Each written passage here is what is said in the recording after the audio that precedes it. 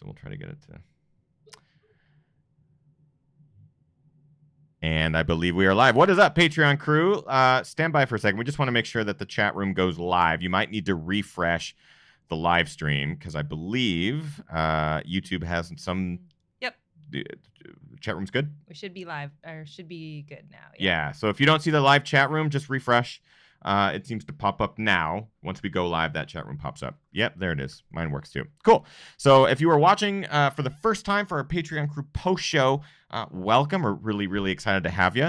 It's very easy to participate. If you're watching on Patreon, just click the link to take you to the YouTube page where the live chat room is there, just like the main show, but it's just for Patreon members.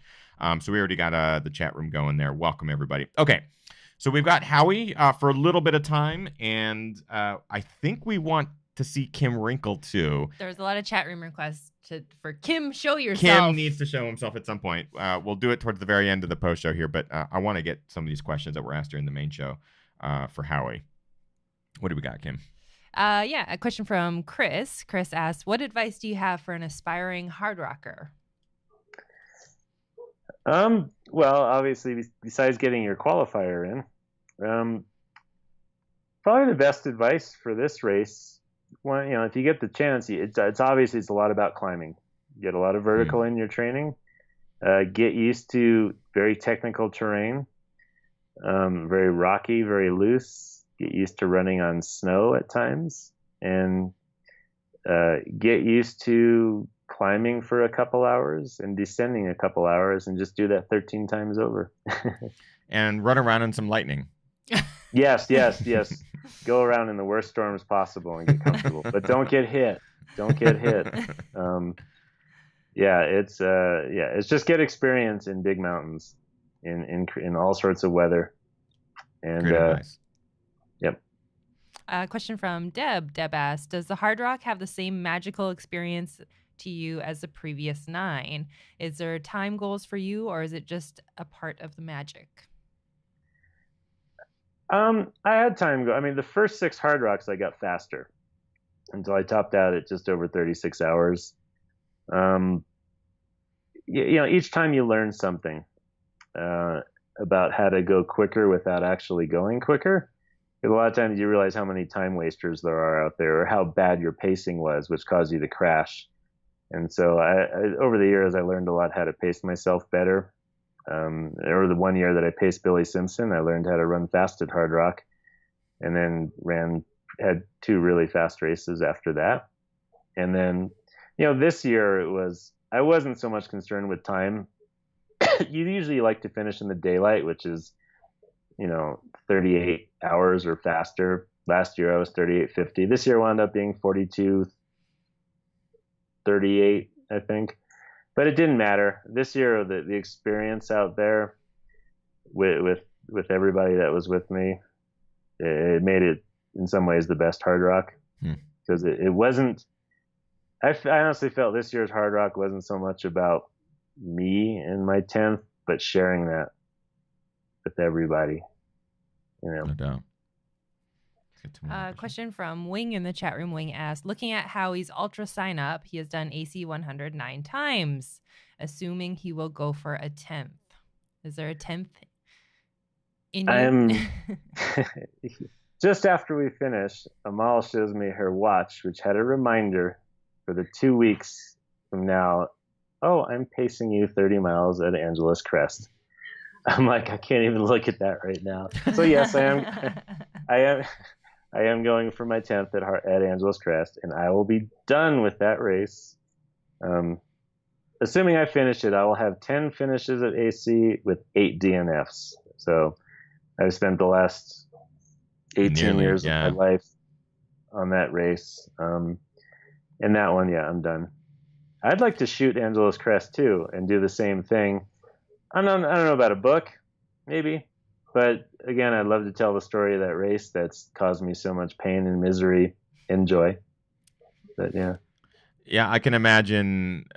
I have no doubt that you're going to finish AC this year, because I think if you're already saying this is the last time you're running AC, or at least in the foreseeable future, you're going to get it done. Like, there's nothing that's going to get in your way, especially if you just finished a race that you stood at tree line for an hour underneath the Right. lightning. I mean, like, AC doesn't have any of that kind of stuff. It's getting hot, but it's nothing you I haven't did. dealt with before. I remember one year though at Hard Rock, and I was going up Handy's Peak at midnight with Katie, and it was pouring out, and I remember going, my sincere dream in the world is this will happen at AC. It's going to rain all night, which never happens at AC. Well, 3 weeks later, it's 8 o'clock at night. It started to rain, and it rained all night long at AC. So you never know. That And was there the was, year I paced, and I remember that. It was it was weird. Super and weird. actually on Baldy, they had massive thunderstorms and trails. Like Bear Creek got washed out for months. That trail was closed. So Yeah. who knows? Who knows? Another question? Question from Nathaniel. Nathaniel asked, Howie, some people want Hard Rock to change its lottery system. Where do you see Hard Rock 10, 20 years down the road? Would changing race entry impact the experience? The thing about Hard Rock, I know people, I mean, I don't think you can ever win with lotteries as far as making everybody happy. But one of the things about Hard Rock, like I talked earlier, is about the family, and the Hard Rock board acknowledges that a certain amount of the runners, they want to have the old timers there, because part of Hard Rock is keeping a lot of traditions and spirits from year to year. And one way they decided to do that was, okay, now it's 33 slots they wanted dedicated to 5-time or more finishers, the veterans. And then having the middle amount of runners being, 1 to 4 finishers. So this way, a whole percentage of the field is going to keep this magic that is the race going from year to year, while still giving a pretty good chance to first timers. Reality is there's 145 slots in this race. There's thousands of people that want to do it. You just can't accommodate everybody. And the land itself just can't accommodate. You don't want 250, 300, 400, 500. You don't want Leadville at Hard Rock. That's not what it's just, they can't handle it. And in fact, they even made the entry smaller the past year or two, because even race staff was having trouble accommodating. They wanted to be able to keep the experience for the runners out there, and not be overwhelmed, especially at places like Kroger's, where you're in a tiny notch at 13,000 feet. You can just only have so many people up there. So will it change a bit over the next 10 or 20 years? I don't know. I mean, unless they make more slots available, I don't know what the answer is. But I think it's important to keep that percentage of veterans in the race, because that's part of the magic of Hard Rock is people almost passing down this, the knowledge from year to year, or just the stories, the experience. It would be interesting if it was a different field every year. It wouldn't be Hard Rock. Right. It really would. Yeah. The interesting question from Corey here in the chat room. Howie, what advice do you give to 2 or 4 new race photographers? Well, I think the best thing, at least when I thought about it, because I'd been a runner for so long, it's like, well, what do I want to see? If I was a runner, what do I want to see in a picture? Or if you're trying to tell the story, again, you want a picture to be able to speak to somebody, whether it's to inspire them to want to be in that place, whether it's to see that image and you can be like, oh, I can tell what that person's going through. So think of it yourself, what story are you trying to tell with your pictures? Are you just trying to take a snapshot, or are you trying to do something that will capture a memory for somebody, or inspire somebody to want to do something or be somewhere, or tell somebody's story of where they are? That's the thing. It's like, work on your eye. The technical skills to capture it will come. You can learn that, but it all starts in your head. I lie awake a lot of nights thinking about the images that I want to capture. And then it's a matter of, either creating the scenario for it to happen, or just always keeping your eye alert for where it might be. You recently took a photo of Kim Wrinkle, which I love. Yep. I know it was at the Kendall Mountain. Yep, Kendall Mountain Run. It's such a delightful photo. Like, Kim has been such a longtime supporter of the show, and every time we've met him or seen him in person, he's just smiling, and he's got this great smile and adventurous spirit. I love the photograph because he's just about to peek out on Kendall Mountain, and he's just looking up at you, just grinning. And I know that you got him that photo as a gift. It seemed like it's a real special gift. That was really cool. It's crazy to see it 24 by 36 because it's like about as big as Kim is. And, but yeah, no, what I love about that picture, it just, to me, it captures everything that's Kim, because he just has that look on his face. It's his favorite mountain, and then you see all the other big mountains behind it. And I mean, that's what I love to do. It's like to be able to give that back to somebody, because then they can look back at that picture and it's like, oh, I remember that. And every day that he wakes up, that's the first thing he sees. You know, he sees Rocky, and then he sees his favorite place in Silverton. You know, it's a fun gift to give back. Is he there? Are we able to get Kim on camera? Kim, he'll get him. He'll be up in a second, assuming he's not sleeping. Yeah, right. It is late there. We'll wake him up. We'll have to take the camera into his bedroom. It's only 8:50, but he'll come up in a second. Let's get one more question for Howie while we're question from Charles. Charles asked, Howie, what is your proudest photo to date, and why? Any standout photos?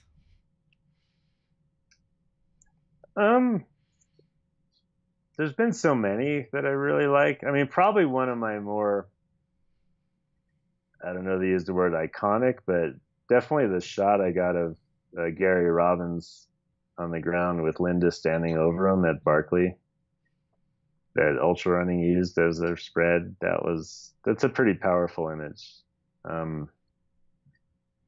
It's one of those images that's really hard to take, because as a runner, and I've done a loop at Barkley, and as a human, you're watching this incredibly emotional moment, and at the same time you're like trying to capture it.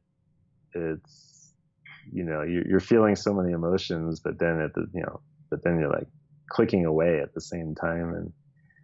And as painful as a moment that is, the image is, there is something rewarding in those kinds of images that just speak so much, whether it's happiness or sorrow. I have a number of images like that, but that one's definitely one that stands out the most for me. I'm sorry.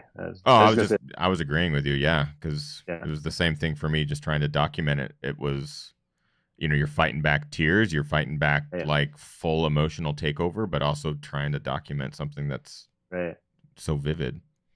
Yeah, a lot of times necessarily the giant, like the beautiful scenery images with happy people, I like those shots, but some of my favorite stuff is definitely the human emotion, like right in their face, kind of that captures what they're going through.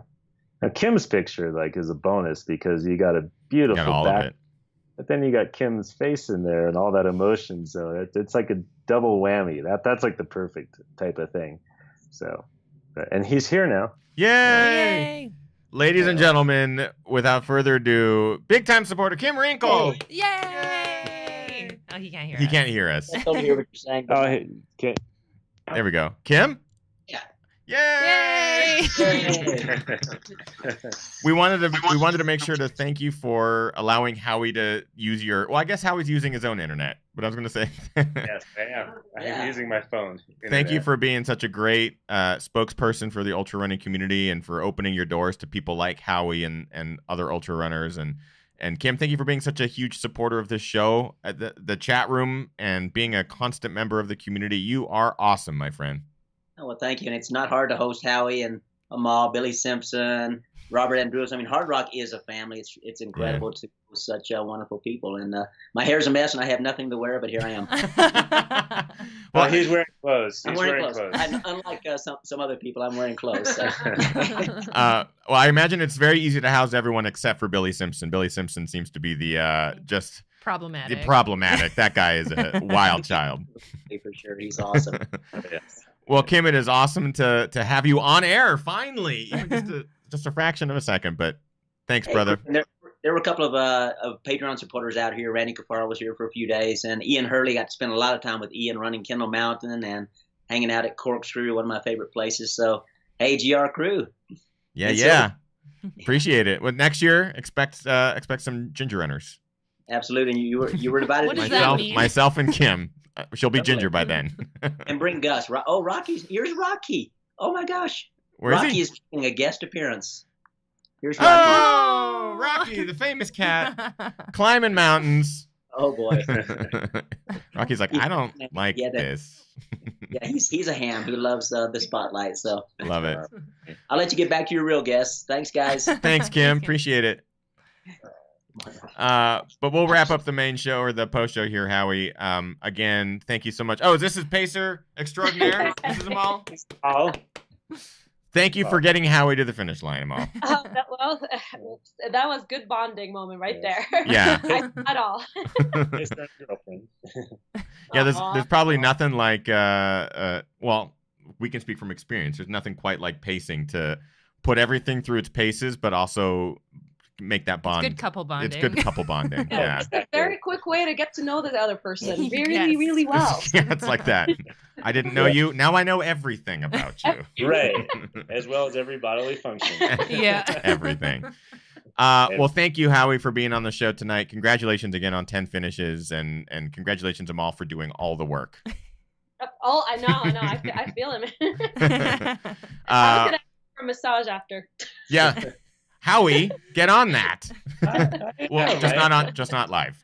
We'll let you guys do that in your own time. So thank you so much, man. Again, congratulations. We really appreciate it, dude. Yeah, thanks for having me on. That was a blast. Yeah, It truly was absolutely. I'm No honored. problem. Seriously. And Patreon crew, we really appreciate the support. Thank you so much. Make sure you go to Howie's Instagram. If anything, follow him, comment on the photos, and then go to howiestern.com. Show the man some love because he has a fantastic eye. He's an artist. I look forward to all his work whenever it pops out. Even if it's a race that we aren't running, I always like to see where he shoots and that sort of thing. He's got a fantastic eye. So thank you, everyone, very much. We're going to end tonight's post show, and we'll see you guys next week for some more. That's it. Am I forgetting anything? I think that's it. Awesome. Thanks, guys. Bye.